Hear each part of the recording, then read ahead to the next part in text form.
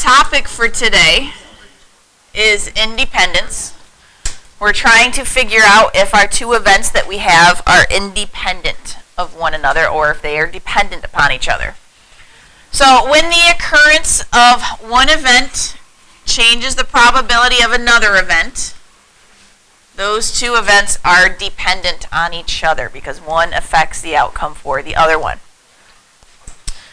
When the occurrence of one event has no effect on the probability of another event happening, those ones are said to be independent of each other because they do not affect the other one. So here is our formal definition for independent events. So we have to remember this line, we talked about it before vacation, stands for given that.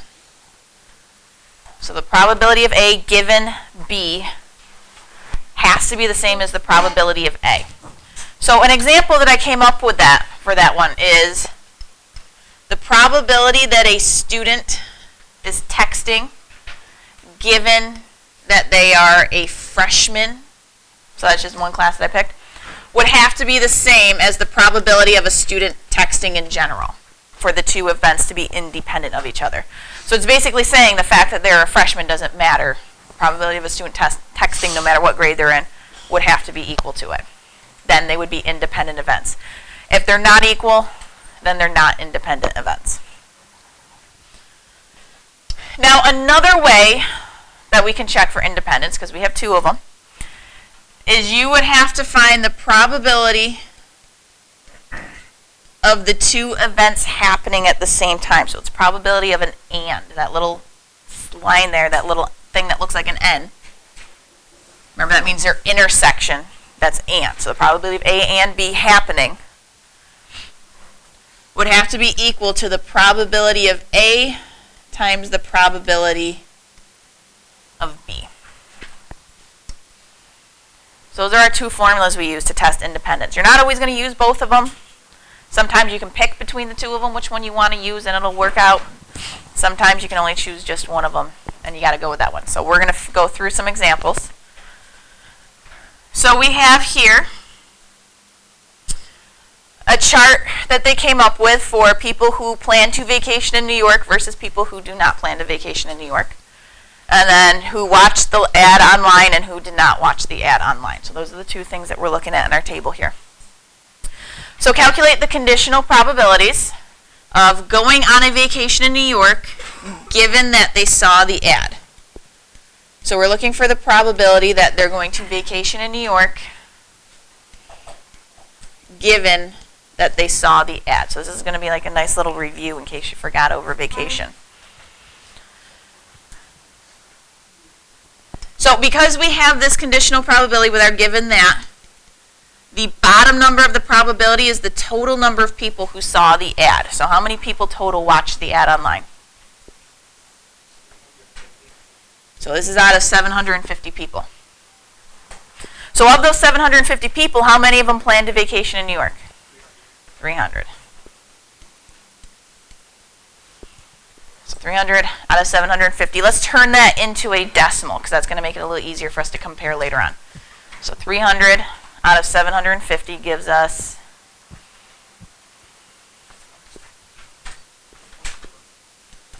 0.4.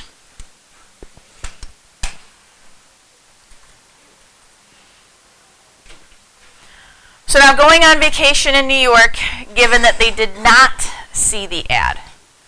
So we're looking for the probability that they're going to go on vacation in New York, given that they did not see the ad.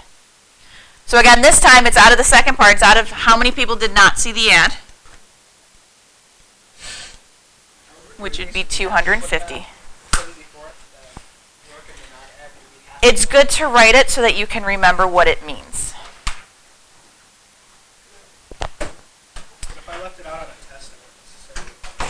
No.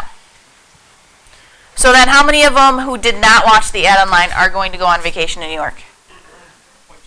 100. 100. So it's 100 out of 250.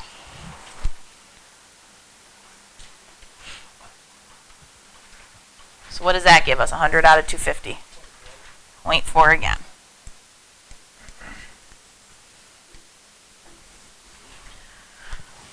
So then the last part that they want to know is, are seeing the ad and going on vacation in New York independent or not? So we have to use our little independent formula up there, which would be going on vacation in New York, given that they saw the ad, which we actually already figured that one out. What was that? 0.4. That would have to be equal to just the probability of going on vacation in New York. So how many people total plan on going on vacation in New York? 400 out of 1,000. Which, what would that be as a decimal? 0.4. So since 0.4 does in fact equal 0.4, yes, these are independent.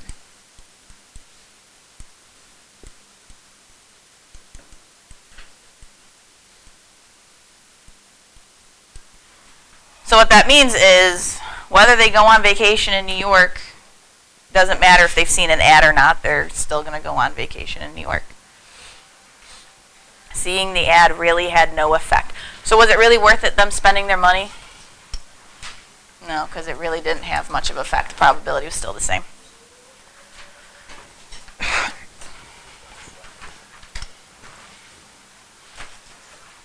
So let's take a look at the back page there. So there, I'm just refreshing your memory on some of our probability rules we've dealt with. If you're trying to find an or, so if they ask you the probability of something or this one, you have to remember you add the two of them together and then subtract what they have in common, because it was counted twice. It was counted in A and it was counted in B.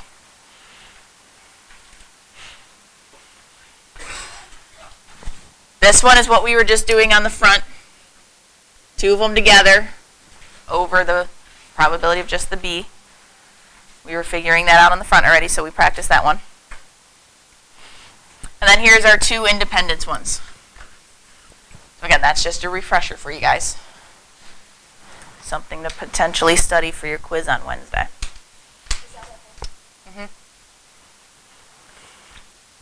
So of these 650 juniors at Arlington High School, 468 are enrolled in Algebra 2, 292 are enrolled in Physics, and 180 are taking both courses at the same time. So if one of the 650 juniors was picked at random, what is the probability they are taking Physics if we know that they are in Algebra 2? So that's this notation. We're trying to find the probability that they are taking Physics given that they are in Algebra 2. That's another way of saying that. So as we were just saying on the front, the bottom part of my fraction would be the kids in Algebra 2. So how many kids are in Algebra 2? 468. So then how many of them are in Physics? I'm sorry, I meant Physics and Algebra 2. 180. So let's figure that out as a decimal. Let's go to two numbers after the decimal. No, not 0.38. Isn't there a 5 after the 8? Oh, it's a 4. Okay. 0.38. I thought it was a 5. All right, let's look at number 2. A survey conducted at a local high school indicates that 30% of students have a job during the school year. If having a job and being in 11th grade are not independent, what do you know about the probability that a randomly selected student who is in 11th grade would have a job? Justify your answer. So we know probability of having a job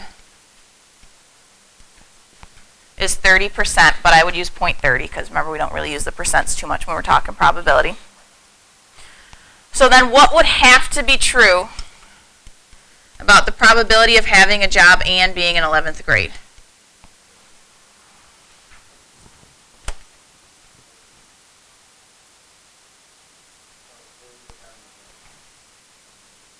They are not independent.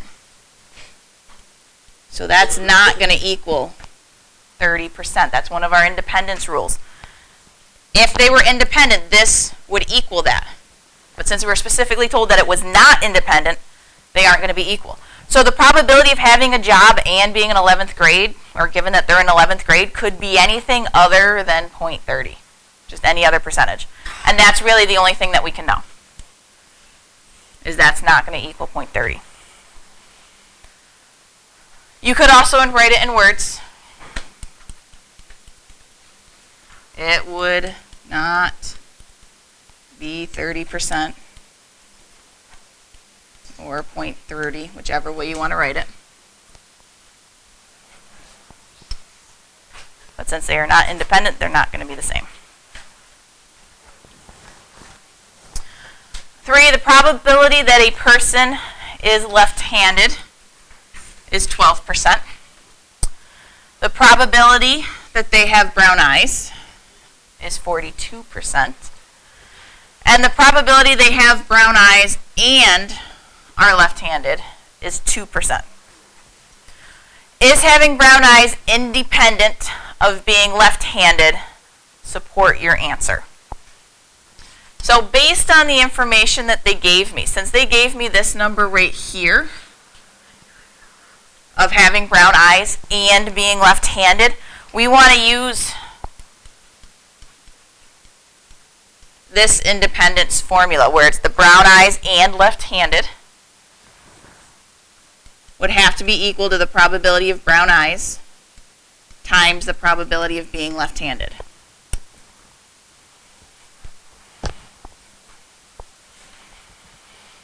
So now let's use the numbers they gave us. So the probability of being brown eyes and left-handed is 0.02, because it was 2%. So I moved my decimal over 2 places, 0.02. What's our probability of having brown eyes? So 0.42, and then I have to do that times the probability of being left-handed. 0.12. Left-handed by itself was 0.12. So let's multiply 0.42 times 0.12.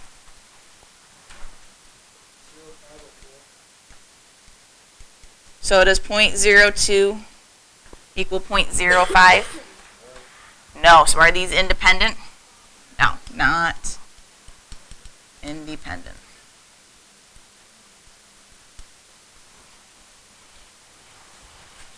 So again, we had to use that formula based on what they told us. We couldn't do the other formula.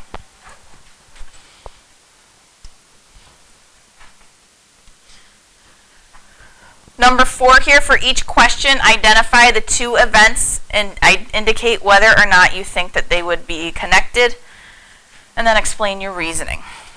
So we have here our high school students whose parents or guardians set a midnight curfew less likely to have a traffic violation than students whose parents or guardians have not set such a curfew. So what are the 2 things we're talking about here?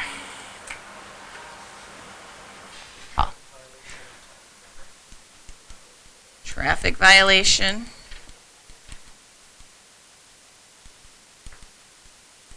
and midnight curfew.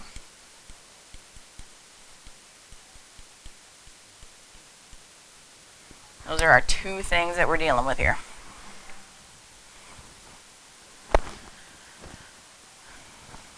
So that's our first part, figured out our 2 events. So then you have to determine whether or not you think there would be a connection.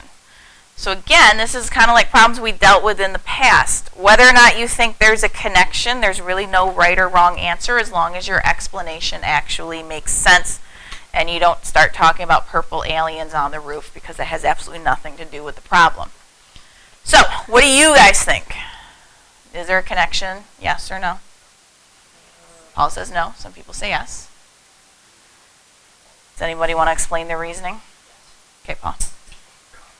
Well, because we're not, this is just reason. Mm-hmm. Because there's no data sets.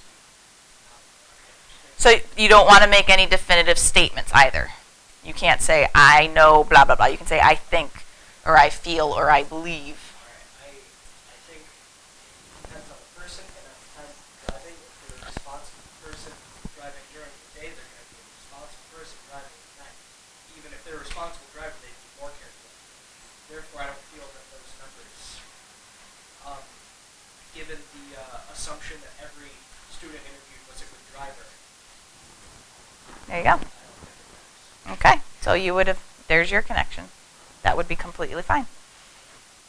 Anybody else want to give a connection for yes? You think there is?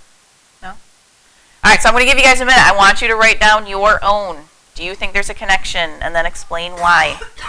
You got to practice doing this. So let's take a look at our last one. B, are left-handed people more likely than right-handed people to be interested in the arts? So what are the two things that we're talking about here?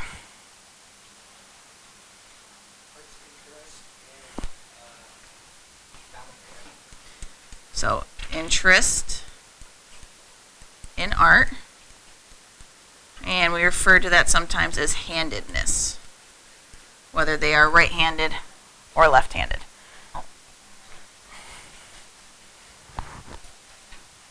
So again, for the connection, do you believe there is a connection? Yes or no? You just have to make sure your explanation makes sense.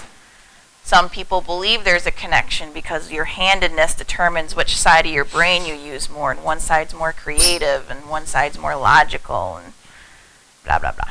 So, again, I'm going to give you a little bit of time. I want you to write down whether you think there is a connection, yes or no, and why.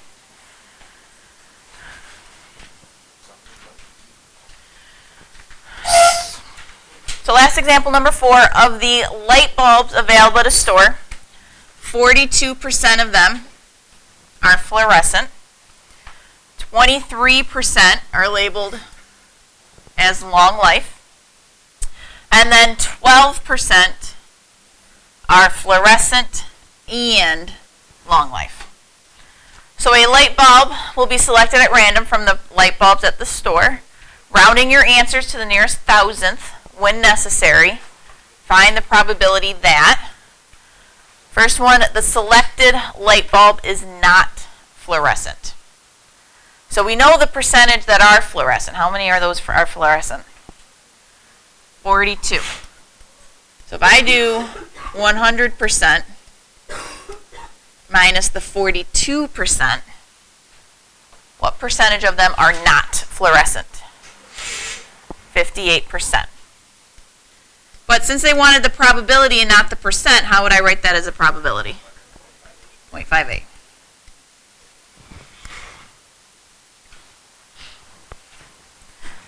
Two, the selected light bulb is fluorescent given that it is labeled as long life.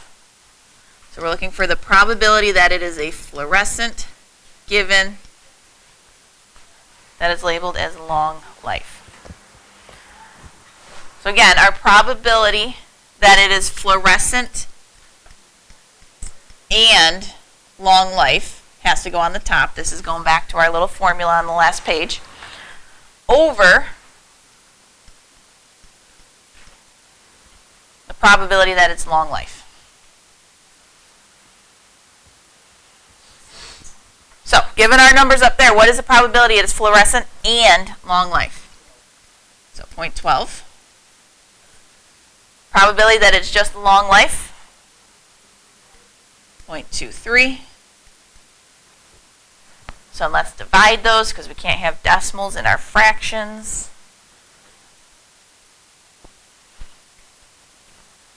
And what would we get? 0.52. What's the next number? Wasn't it 0? Oh, 1. Okay, so 2.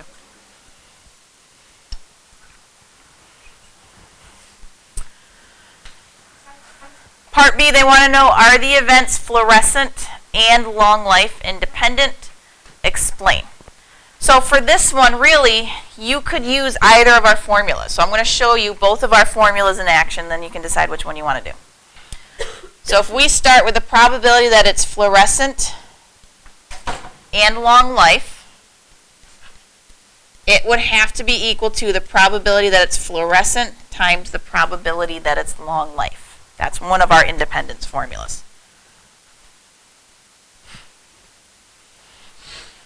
So what's the probability that it was both? We already figured that out. Well, they told us already. Probability that it was both was 12%, so that would be 0.12.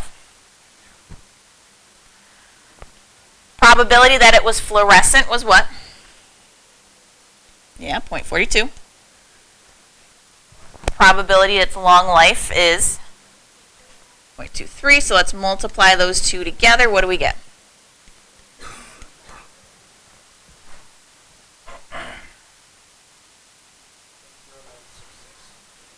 So 0.097.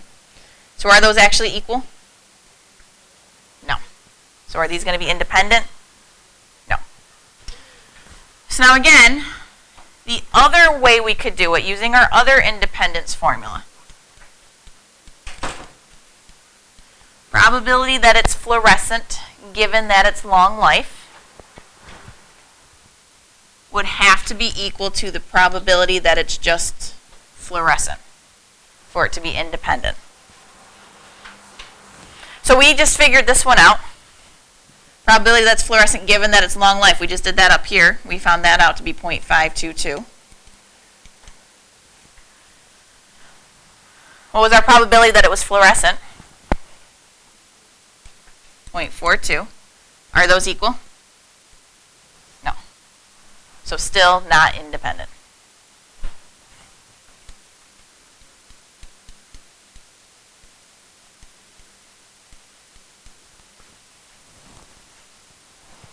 So then showing our work there, that's our explain.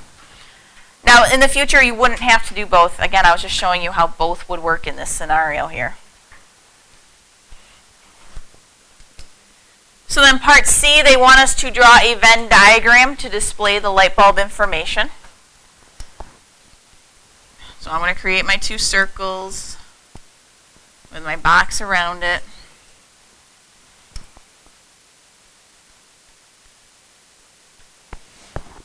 I'm going to label one with an F for fluorescent and then one with an L for long life. So now if we remember with our Venn diagrams, we always want to start in the middle. So our fluorescent and long life, what was our probability for that? 0.12. So right here where our two circles overlap would be 0.12. So remember for our next part of the circles, we have to do our subtraction. So fluorescent was 0.42, but we have to subtract the 0.12. So that would end up being 0.30 for that part of the fluorescent.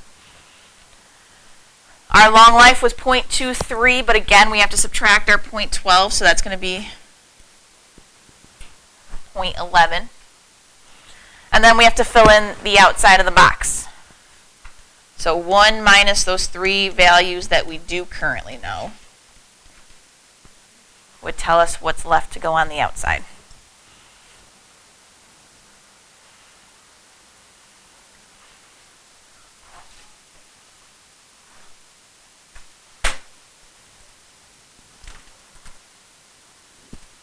Anybody got it?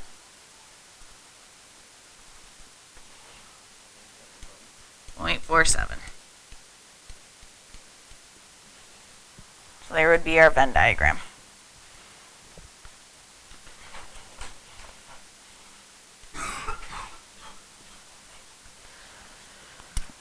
So then in closing, if you know the probability that a randomly selected student from your school plans to attend college, and you also know the probability that a randomly selected student from your school has a job, what would it mean for these two events to be independent? So basically all they're asking for you to do here is to put it into the two formulas. So probability that they go to college and they have a job would have to equal the probability they go to college times the probability that they have a job. So if they're independent, that would have to be true.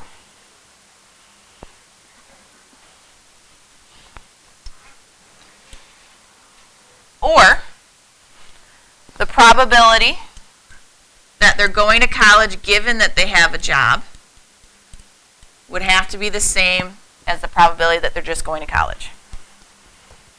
Those are our two independence rules. So if those two events are independent, those two things would have to be true.